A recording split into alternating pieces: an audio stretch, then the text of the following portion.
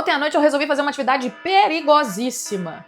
Ler os comentários das minhas próprias colunas. E lá estava ele de novo. Sim, aquele personagem fixo do debate tributário brasileiro. A pessoa que aparece em toda discussão para escrever alguma variação de empresa que lucra bilhões tem mais a que pagar. ou então, Se não tá feliz no Brasil, que vai embora. ou então, Não vou ter pena de multinacional. se esse comentário já saiu do seu teclado, essa coluna é para você. Não para te convencer a ter dó de empresa, porque nem isso a gente não tem, não. Mas para mostrar por que esse raciocínio, embora compreensível, é curto demais para o tamanho do problema que a gente tem.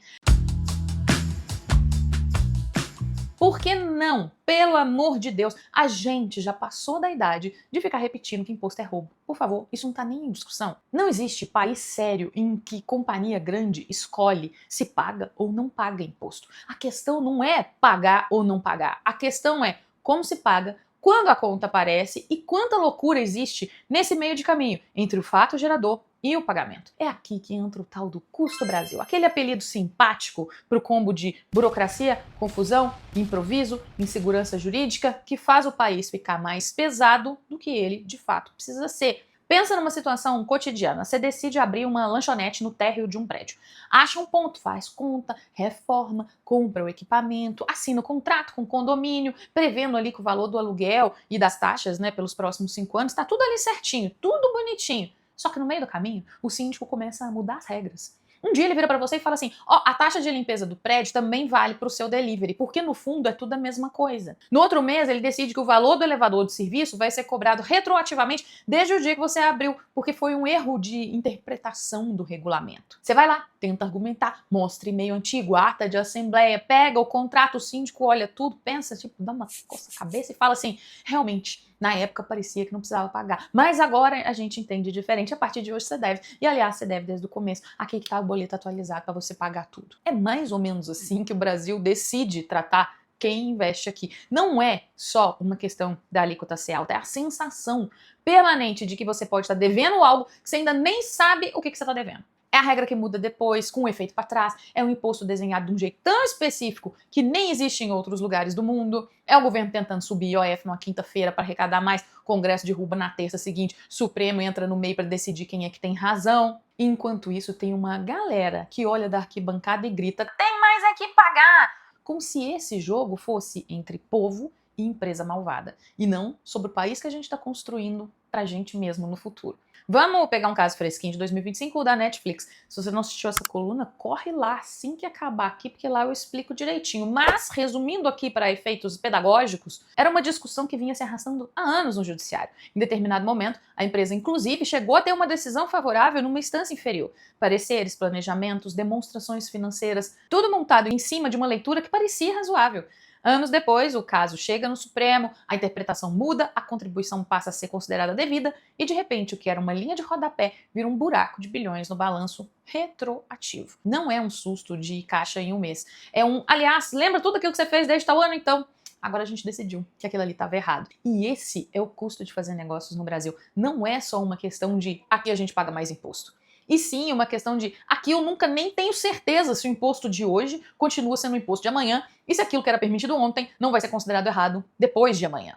Agora, tenta se colocar na cadeira de quem decide onde investir. Você tem um mapa na sua frente. Pensa comigo um mapa. Vários países com mercados menores, porém previsíveis, e um Brasil enorme, com mais de 200 milhões de consumidores, gente conectada, mas com um sistema tributário que faz esse tipo de surpresa aparecer do nada. Não é questão de ter pena de empresa, elas sobrevivem, assim, na maioria das vezes elas sobrevivem mesmo. A pergunta é, que tipo de recado isso passa para a próxima empresa que está pensando em investir aqui? E vale lembrar que 2025 também foi o ano em que uma varejista internacional de roupa, bem conhecida de quem viaja, ganhou manchete ali por um outro motivo. A Uniqlo estudou o mercado brasileiro, olhou de perto para o nosso sistema de impostos e, segundo reportagens, desistiu de abrir lojas no Brasil por causa da complexidade tributária. Repara, não é que faltava cliente. A marca cresceu em outros mercados, lucrou, foi bem. O problema não era a falta de demanda, o problema era o custo de enfrentar a nossa selva de obrigações, normas, regimes especiais, exceções, benefícios, briga de competência e tudo aquilo que vem no combo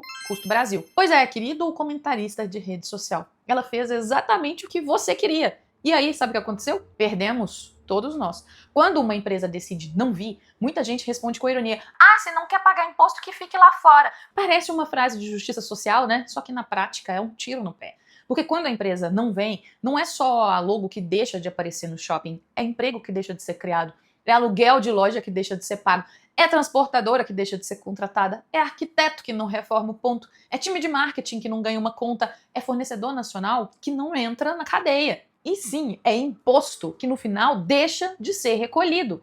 Enquanto isso, quem já está aqui dentro gasta uma quantidade obscena de tempo e dinheiro só para sobreviver ao nosso manicômio tributário.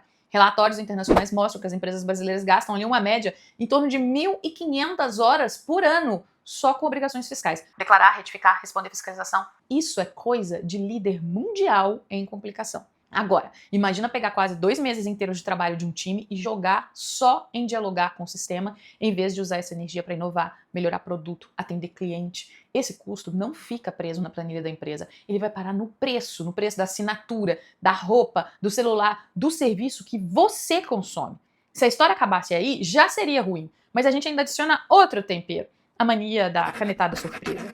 O enredo do IOF em 2025 é um excelente exemplo. Em maio, o governo publicou decretos aumentando o IOF em várias operações de crédito, câmbio, inclusive sobre investimento no exterior e empréstimos, para empresas com uma vigência quase que imediata. A ideia era o quê? Arrecadar mais de 60 bilhões de reais até 2026 para tentar fechar as contas públicas. O mercado reagiu mal como era de se esperar, empresas ficaram em pânico, especialistas começaram a falar em sinal de meio caminho para controle de capitais. Vocês vejam que absurdo. A medida foi tão mal recebida que em menos de 24 horas a equipe econômica teve que recuar de parte do aumento, pelo menos na tributação de investimentos brasileiros no exterior, e explicar que, veja bem, não era bem isso, tudo não passou de um mal-entendido ou ruído, só que a novela não parou aí. Outras alíquotas continuaram valendo. Depois o Congresso entrou no jogo, aprovou um decreto legislativo derrubando o pacote do aumento do IOF, numa derrota que foi histórica ali para o governo.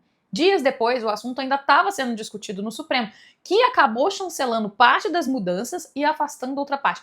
Tudo isso em menos de 45 dias. Agora imagina, no lugar do empresário que precisa contratar crédito em maio, renovar a linha em junho, planejar investimento para o ano seguinte, pensa comigo. Um dia a alíquota sobe, no outro ela cai, no outro ninguém sabe se vale decreto legislativo, decreto liminar. Cada capítulo uma simulação diferente de fluxo de caixa. No fim das contas, o recado é sempre o mesmo. Você não pode confiar na regra de hoje, porque a regra de hoje vira outra amanhã e talvez ainda outra com efeito para trás. Quando eu falo de custo Brasil, é disso que eu tô falando, não é só o tamanho da mordida.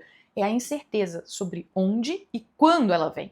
E viver em um ambiente em que o governo tenta ajustar a conta pública na base da medida provisória e decreto em cima de uma operação que já está em andamento, com o Congresso reagindo, o Judiciário arbitrando e o contribuinte no meio. Aí alguém aparece nos comentários e diz: Mas lucrou bilhões, tem mais aqui pagar. Como se essa confusão toda só atingisse quem tem bilhões. Não atinge. Ela respinga na pequena empresa que toma empréstimo mais caro porque o banco embutiu risco regulatório. Ela respinga no consumidor, que paga mais juros, mais tarifa, mais spread, porque o sistema ele vai carregar esse custo. A insegurança jurídica ela não é uma abstração, uma história, um negócio, um fantasma. Ela existe e ela vira preço de tudo. Eu sei que é tentador pensar em empresa como uma grande inimiga, ainda mais em tempos de desigualdade alta, serviço público ruim, sensação de injustiça. Mas transformar a discussão tributária numa guerra entre povo e empresa malvadona é o melhor jeito de garantir que a conta continue caindo no colo do mesmo de sempre, você. O que a gente deveria querer não é um país em que a empresa toma susto tributário de bilhões uma vez por década, mas uma galerinha acha que isso é legal, comemorar isso em rede social. O que a gente quer é um país em que a regra é clara, estável, previsível e em um Estado que cobra muito bem de quem deve, com eficiência, sem precisar recorrer à surpresa, à retroatividade, puxadinho. Porque num ambiente desses, adivinha quem se beneficia? Sim, quem está de boa fé, quem trabalha, quem investe, quem contrata. E também quem é só consumidor e quer viver em um lugar que tem mais concorrência, mais emprego, menos custo invisível embutido no preço de cada produto que você compra. Da próxima vez em que você se pegar escrevendo se a empresa não está feliz que vai embora, tenta lembrar da lanchonete que eu coloquei aqui no começo da coluna. No dia em que todos os comerciantes decidirem que é melhor evitar aquele prédio problemático, os moradores vão acabar descobrindo que o que parecia uma vitória, na verdade, era um baita prejuízo para o prédio inteiro. Com o país, é igual. Se essa conversa te ajudou a olhar o custo do Brasil com outros olhos, curte, compartilha, manda para o grupo da família, lá tem sempre alguém comemorando. Ai, a empresa vai pagar. E lembra, toda segunda-feira, 9h30 da manhã, tem coluna nova no Estadão. Eu volto aqui para não passar raiva sozinha e para tentar, pelo menos um pouquinho, traduzir esse manicômio tributário num português mais claro para todo mundo.